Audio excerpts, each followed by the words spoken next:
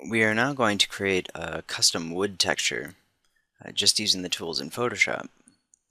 I'm going to start out by selecting File and New, and I'm going to create a document that is 2048 by 2048 pixels. The resolution I'm going to set to 72. I'm going to be using the RGB color in 8-bit mode because of the filters I'm going to be using are not compatible with 16-bit. And I'm going to set the background contents as transparent. And we can give this a name, wood_texture, and click OK. Now the way I have my preferences set up, the transparency is showing up as white. And if you want to change to this setting, you can go to Edit, Preferences, and selecting any of the options will pull up the Preferences panel. If you go to Transparency, under Grid Size, if you choose None, it will show no checkered grid in the background. And that way you can just see the white and not have any interference with that checkered background color. And now the color I'm using, if you go ahead and click to open up your foreground color, I have RGB values set red 65, green 49, and blue 32. And this is kind of a lighter brown. My background color is 43 red, 35 green, and 23 blue, which is a darker brown. So go ahead and swap those. So our foreground color is the lighter color. And I'm going to start by using the Shape tool, just creating the rectangle.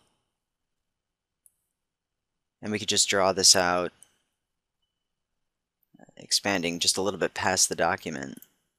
And I'm going to right mouse click and rasterize the layer. And what I want to do is just use the marquee tool, M on the keyboard shortcut, and just draw out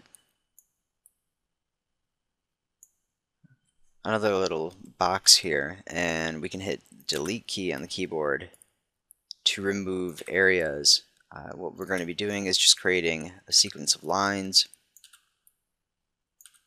using this method to make sure we don't have any transparency. And then we can right mouse click, transform the selection, make it a little bit thinner. And just going through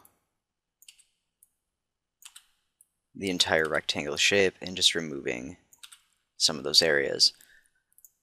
And we'll transform the selection again, bring it down a little bit smaller, and just go through here and make some thinner lines in some of these thicker strips. And if we need to, we can remove a few more, but that should be good. So now what I can do is take the marquee tool again and just drag through our shapes, making sure we don't have any area in the outside selected. We're just selecting the shapes, and what we're going to do is you can hit Control T for free transform, you can right mouse click, go to free transform, and we're just going to drag this up and then down. And then you could just click in the gray area to deselect it after you hit enter to transform the selection. And what I also want to do is select the crop tool and just select from the upper left edge or upper left corner to the lower right corner, hit enter, and just select the document itself just to clip out any more of that shape within the document. The amount of lines you have is really going to depend on the wood type you're creating. And one thing I do want to do, if I'm just taking a look and we have a little bit too much uniformity with those 4 lines, so I'll go ahead and delete one of those. We do want it to be a little random. And now what we can do is go up to Filter and select Liquify. Liquify is going to give us a lot of control over the manipulation of these lines, and there's a lot of different tools available to manipulate this. It's a really good way to create wood, shaping out the main pattern and designs. If we go over here to the left, I have the twirl clockwise tool selected, and you can adjust the brush size really depending on the size of your document. We want the brush pressure and rate and density to be fairly low, just because we do want to preserve some of these lines and not remove them completely. I do have the backdrop turned off, the mask is not turned on, and we could view the mesh if we wanted to, but since it might interfere with the look, I'm going to go ahead and turn that off. If we really want to take a look at the mesh, we can turn that back on. But basically what I want to do is just go through these lines and basically just make a few passes across the different areas, some points getting these circles. And we are going to be stretching this layer as well.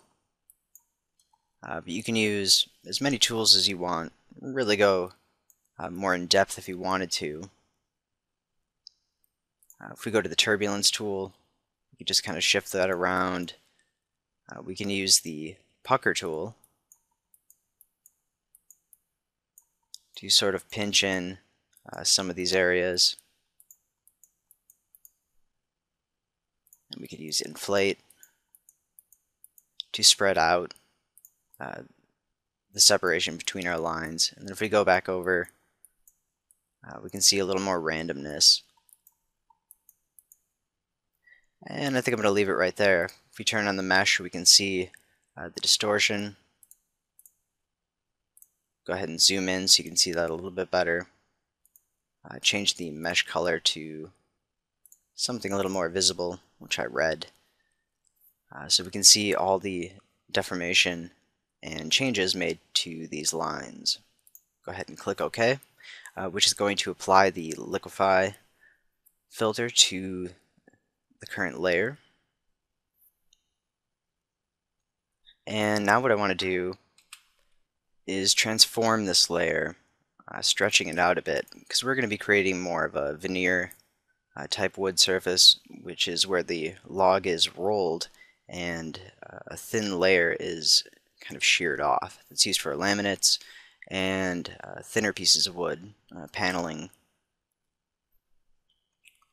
Although this technique will also work for solid pieces of wood. So if we select the marquee tool again, and in the navigator we can zoom out quite a bit because we are going to need this area around the canvas to work with. We can hit Control T to free transform, or right mouse click, free transform. And what I want to do is just drag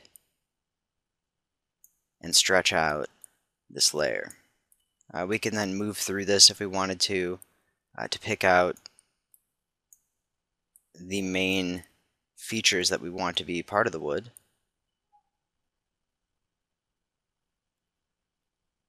Whether or not you want something consistent, something with a little more variation is entirely up to you, really depending on how you're going to be using the surface.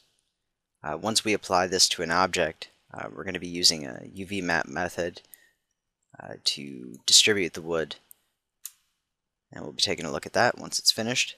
Just hit enter to apply the transformation, and now we can zoom back in. I'm also going to select the crop tool again, and from the upper left corner to the lower right, hit enter to crop it out, and now we're not going to have any more of that surface extending beyond the canvas. And before we do anything further with this layer, I'm going to create a new layer at the top of the layers panel. Click OK, and I'm going to select the paint bucket tool just to fill in with our foreground color. What we're going to create now is the grain. And what we can do and use for this is a filter that's located underneath render, and it's called fibers. Now, depending on the settings you use for this, you can end up with some different results. The variance is really an overall contrast. And if I zoom out, you can see the document, what it's going to look like a little bit better.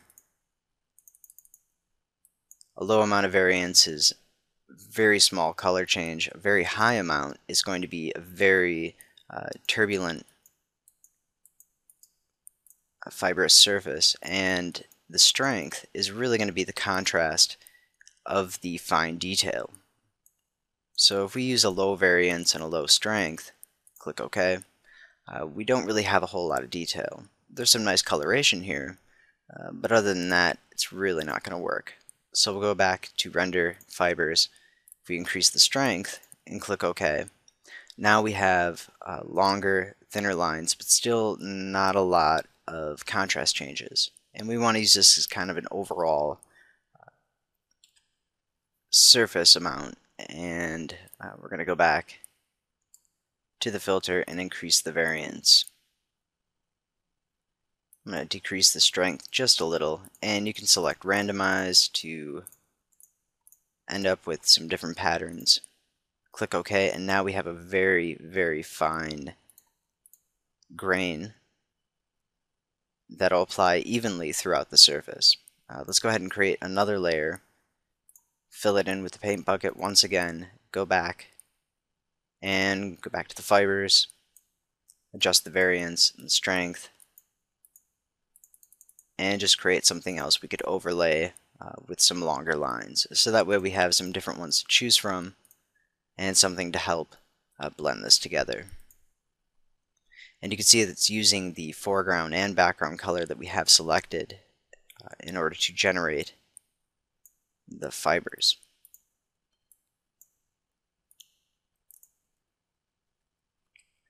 Now, there are several ways we can manipulate this layer in order to create a wood surface.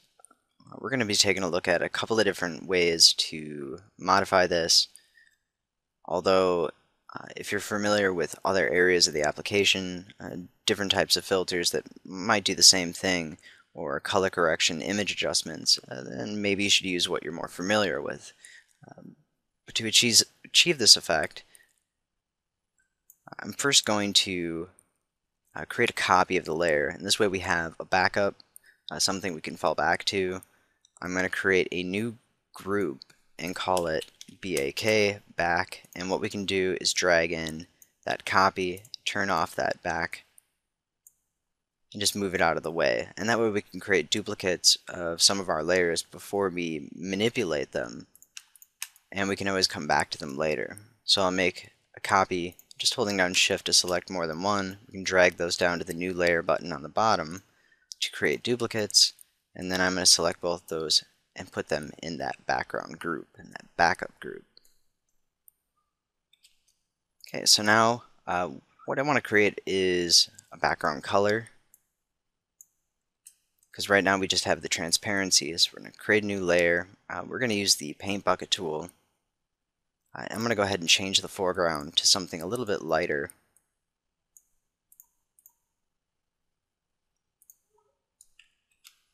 And maybe I'll make that a little more yellow.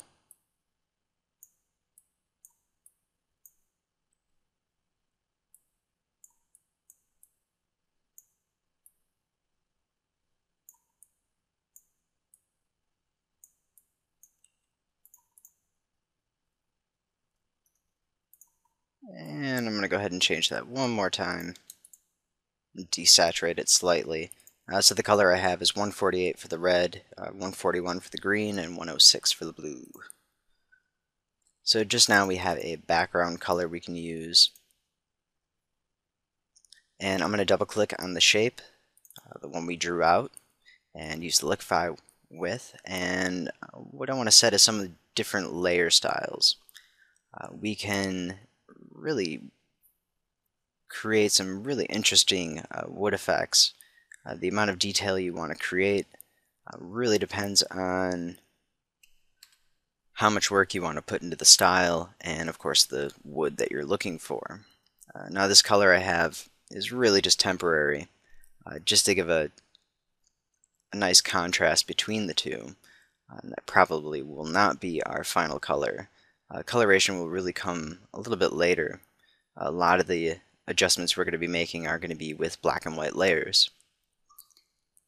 So the first thing I'm going to do is select the inner shadow. I'm going to turn off the distance down to 0. And what we can do is increase the size, and now we have a nice little gradient.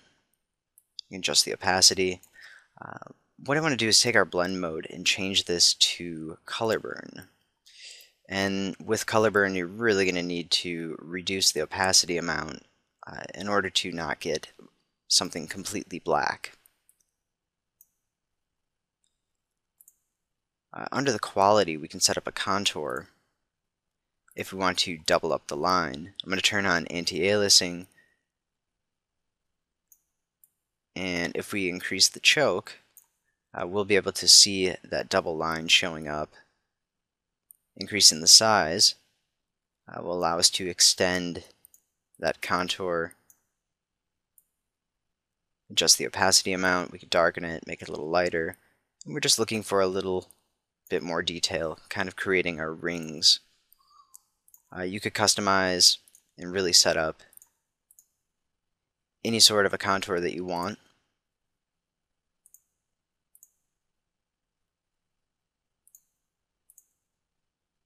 And I'm actually going to use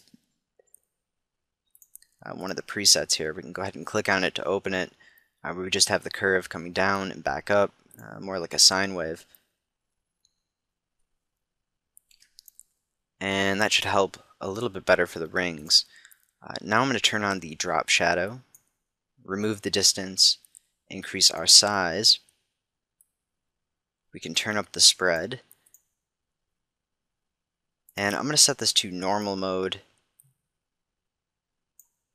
Just reduce the opacity amount, and we can set up a double contour where we have these two humps and then it ending either at a lighter value or a darker value, depending on where this is going to be set up. I'm going to turn on the anti-aliasing, adjusting the spread and the size.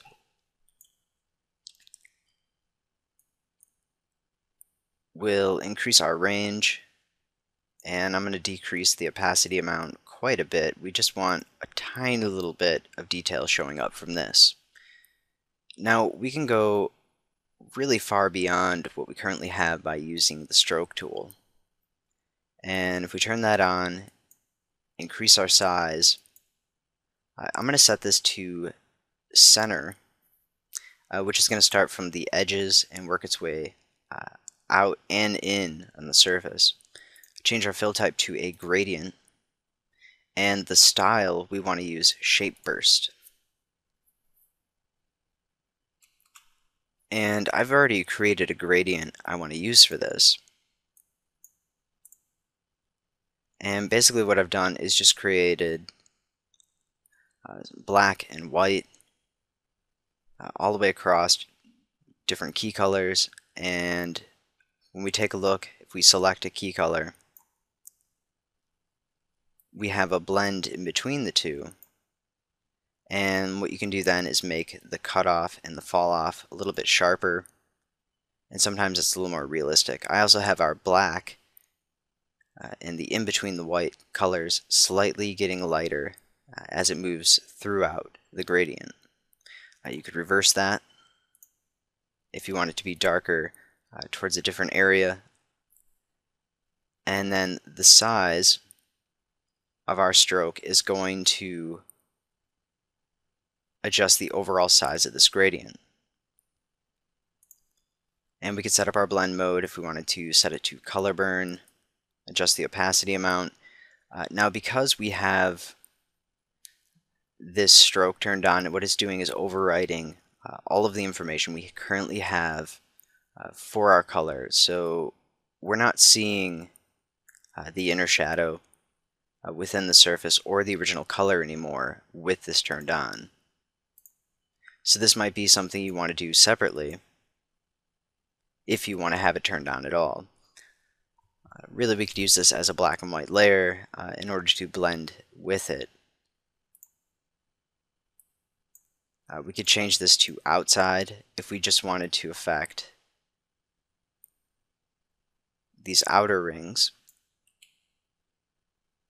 whether you wanted fine detail or something a little bit larger, and then adjust the opacity amount just to start seeing those rings showing up. Go ahead and change that to our color burn. So now we're just using the outside amount, which is not affecting the inside surface. So what we could do is change our, well, not our drop shadow, select our inner shadow, change the contour, increase the size a little,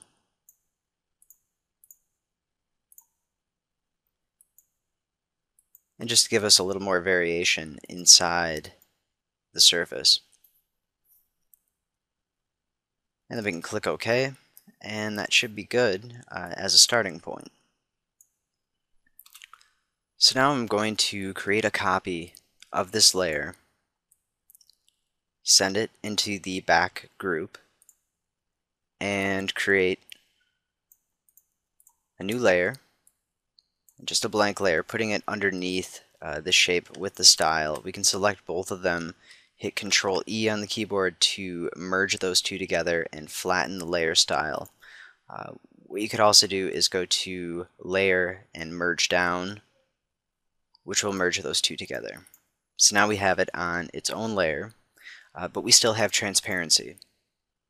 So if you want to go back and you could clean this up a little bit more, keeping in mind that that stroke layer we have has transparency, and the shadow will show up through that stroke. We could apply another stroke just as we did before,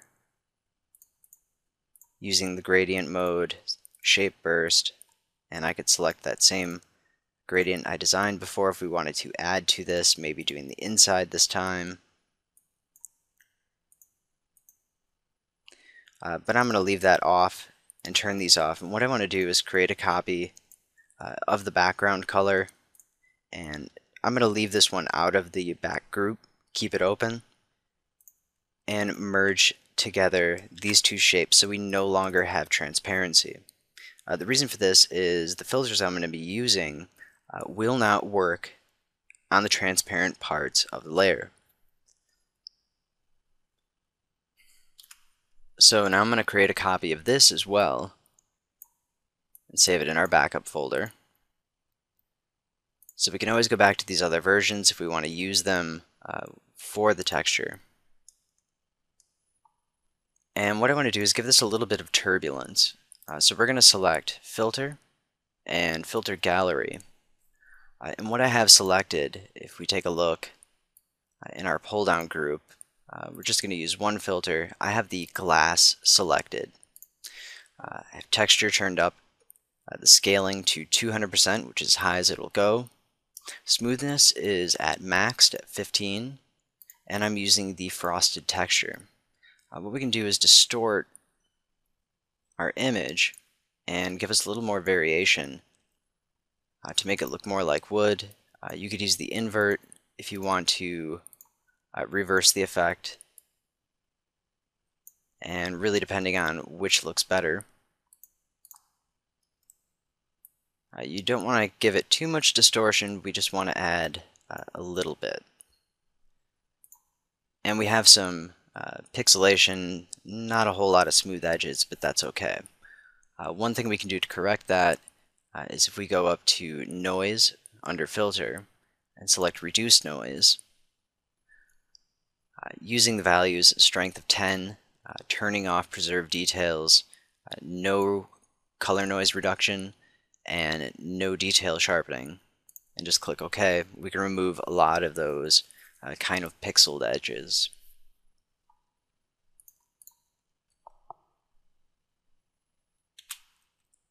And now what I'm going to do is make another copy to save this current shape, and what I want to do is convert this to black and white.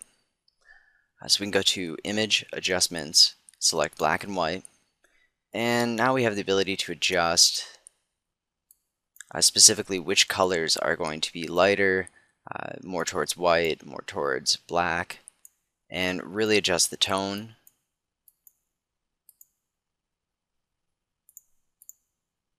So this gives us a lot of control. You can also click directly on the image, selecting your color, and then you can lighten it up, balance it out if needed. Really, I just want a decent amount of contrast. Go ahead and hit enter to close that out. What I want to do is go up to Filter and Blur, and we're going to select Motion Blur. What this will allow us to do is really give more of that wood look where we have some nice distortion and stretching along some of those areas. So I have the angle set at 90, so we're just going up and down, and we can adjust the distance. And this is really just a blend layer that we're going to be using to manipulate the grain that we already created and kind of blend that together. Really the amount you need to go with this doesn't need to be very high. I just want to create some nice bit of blurring around these thicker pieces that are breaking off a little bit more. Go ahead and click OK. And the edges of the document are going to become transparent.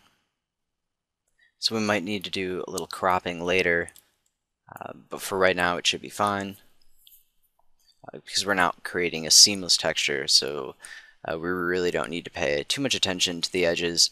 We can always crop those out later, manipulate them, and we don't really need to worry about the overall tones and equality around the edges. So now I'm going to turn on one of our grain layers, and I'm going to use the second one we created and then drag this black and white layer just above it.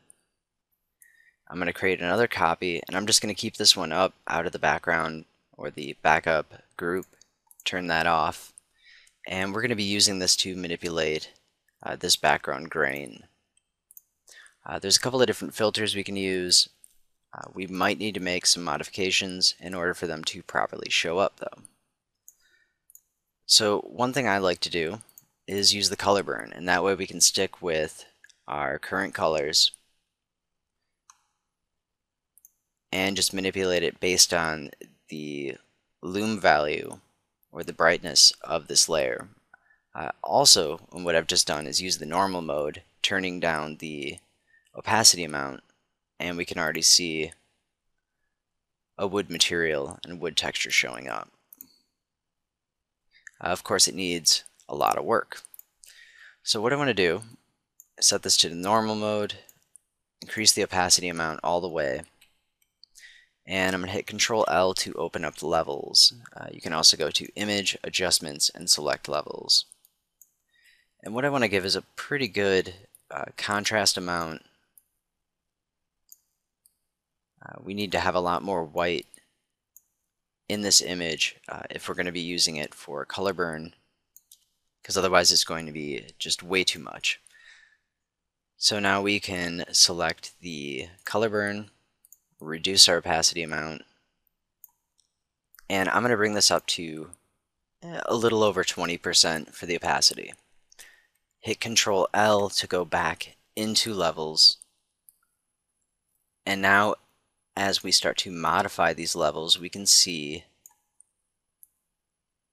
the image changing and how we want to affect our lines that we have showing up.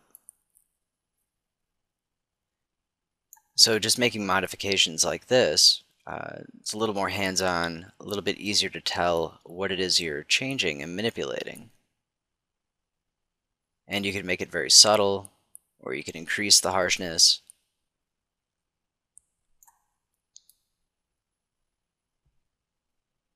And the more coverage you have, the more of a gradient you're going to end up with. let's go ahead and stick with that for right now. And a lot of this is really merging and creating duplicates, trying other layer styles, blending them together, just to get a good amount of variation and control over the image. So now another thing we could do is make another copy of this color burn and either use the same exact layer, same settings, and just do another opacity amount to get a different change. I'm going to set this to normal just so we can take a look at what we currently have. Now what I want to do is go back to levels, and we're going to darken this up a bit. Go to filter, select blur, and I'm going to Gaussian blur this. This will give us a nice amount of gradient change throughout the image. And I'm going to set this to a linear burn. We can reduce the opacity amount, and now we have another level of contrast on the image. If you want to go back into levels and adjust this now that the blend is showing up, you can define the edge a little bit more. And really adjust how the surface is going to look with quite a bit of control. So that's a pretty neat way you can just use these simple lines and blend them together with the fibers. But now I want to make it a little more interesting. Under the history panel, what we can do is select create a new document from the current state. This way we still have our wood texture document, but another document we can manipulate in order to come up with some different layers to blend with without destroying our original image. So I'm going to go to layer and flatten image, and if we want to go back to the other document, we still have all of those layers available. But this way none of those effects are applied anymore, and we can start to manipulate the current image with the image itself. So I'm going to create a duplicate of this layer, and if we set this blend mode to occlusion, we can lighten up and balance out the texture a little bit better. So even without manipulating the surface at all, just creating that occlusion layer really lightens up the surface. And that's kind of a neat thing you can do.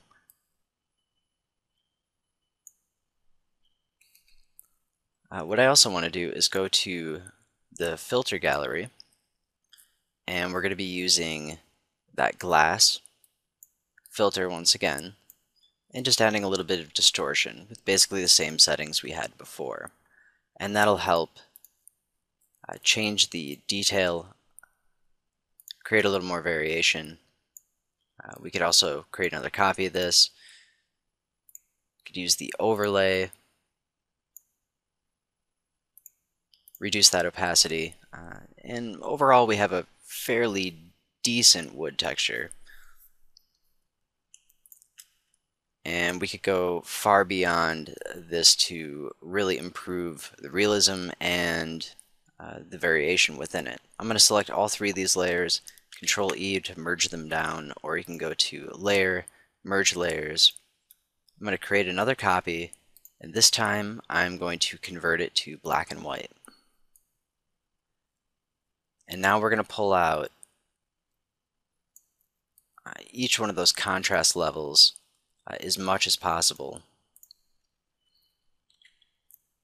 We can go into levels and just kind of balance it out a little bit more.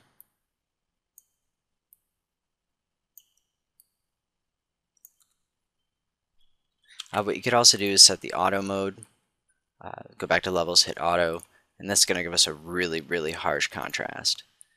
So if we want to use color burn with this layer now, we could really separate some of the contrast values that way. I'm going to turn that back up to 100%, set it to normal, and if I hit Control I on the keyboard, it's going to invert it. You can also go to Image Adjustments and select Invert. Using an inverted version of the layer with a maxed contrast or auto level can be a good way to manipulate and pull out some of the detail that may not be within the image.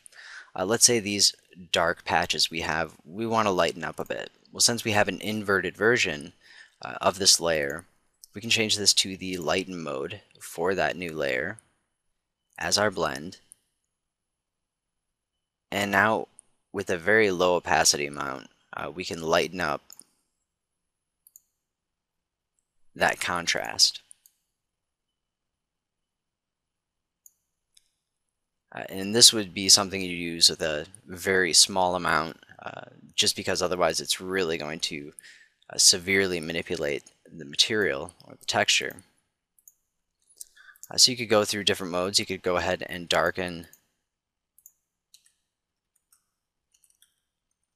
some of the light areas, or go through a variety of different filters, set up the overlay, and create a balance between the two surfaces. So now it's really more of a color change rather than a contrast change. And you can end up with some pretty interesting looking wood surfaces this way. If you want to create more lines out of the current layer, I'm going to go ahead and invert that back to where it was before with the normal mode. If we go to Image Adjustments and select Curves, and instead of using the curve, we're going to select the little pencil icon, and what we can do is just draw in,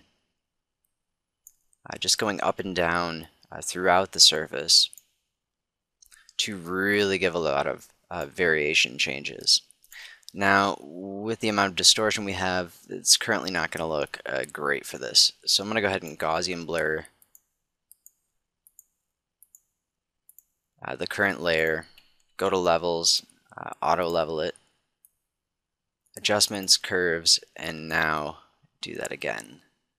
Just kind of dragging up and down, and now we can see what that's done is created even more definition and more rings. So we could set this to one of the blending modes, do a color burn, and now we can start to see those rings showing up. I'm going to set the value to just above 20%, open up our levels for the layer, and now we can fine tune and adjust where we want these new rings to show up, how bright they're going to be, and the fall off for the contrast. So this gives it more of a dirty look than the surface we had before. And we're also only viewing this at 50%. So if we go in at 100%, we can see we have a lot of detail within the surface. What we could also do is make another copy of that,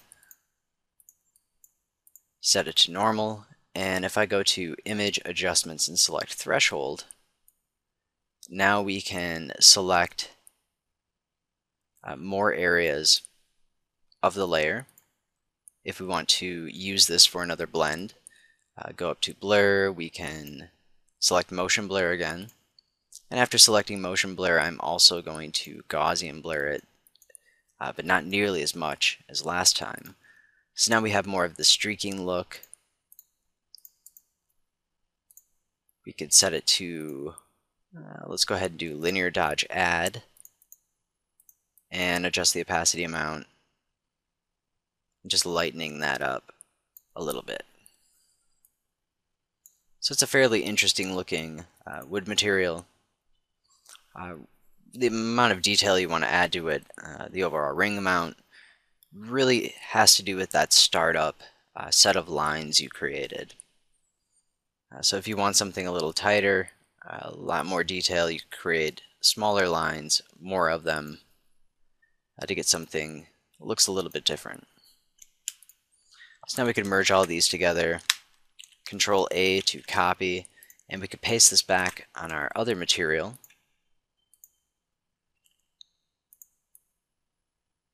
Change a blend mode if we want to blend it with what we had before. And you can end up with some very interesting surfaces.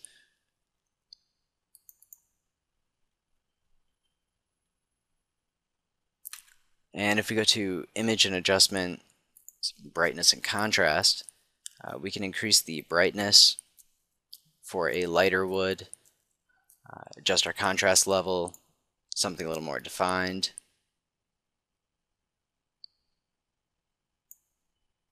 And an easy way to manipulate the color is just by going back to the adjustments and selecting the photo filter. If we select color, just increase our density a little, what we can do is manipulate the color and sort of overlay a color on top of the existing color in case you have some nice variations you've created, and that way you don't lose those.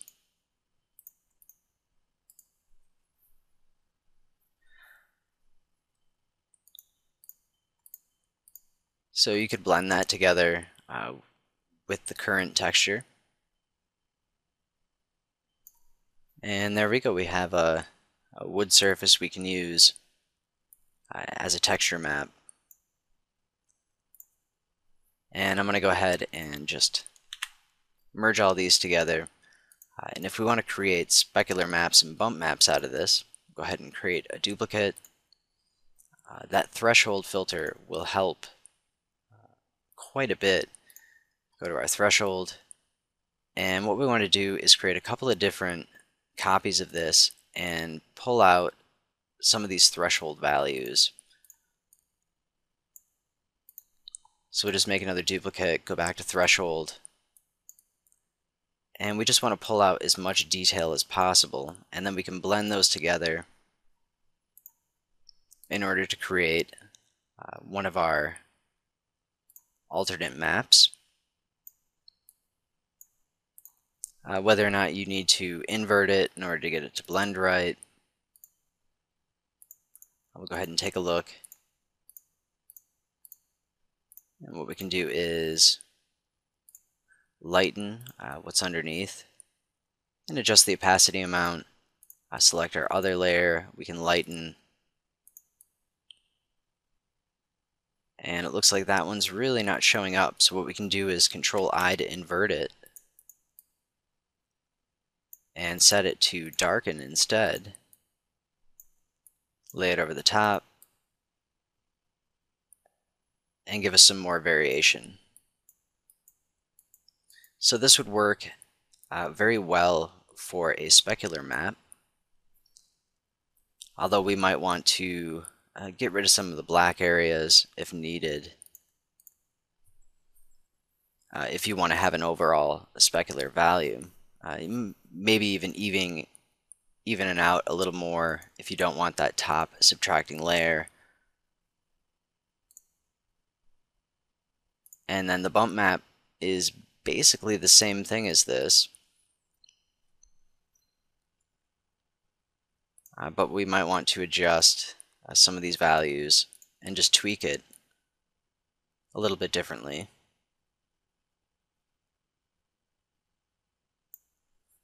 And then we could use that variation as the bump map.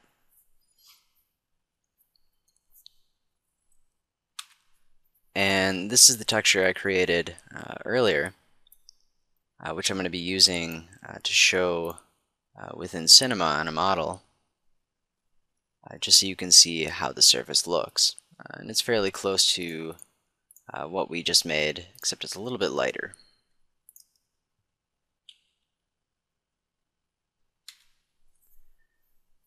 So if we just take a look at a render, just using this texture and the bump map and specular map created with it, you can see a pretty good realistic looking wood surface. Of course, the more you want to manipulate the material, the more realistic you can get it to look. And this is just a really simple object, basically just a cabinet door. But next what we're going to be doing is taking a look at the UV mapping for this object, and really easy techniques you can use, especially when working with wood surfaces, to decrease the amount of time you have to spend working on the material, and really being able to use the kind of file that we just created and still get the seams and joints throughout the surface without having to manipulate the texture to match up perfectly to the geometry. So I'm going to show you some of those techniques, which can be really helpful when working with a wood surface.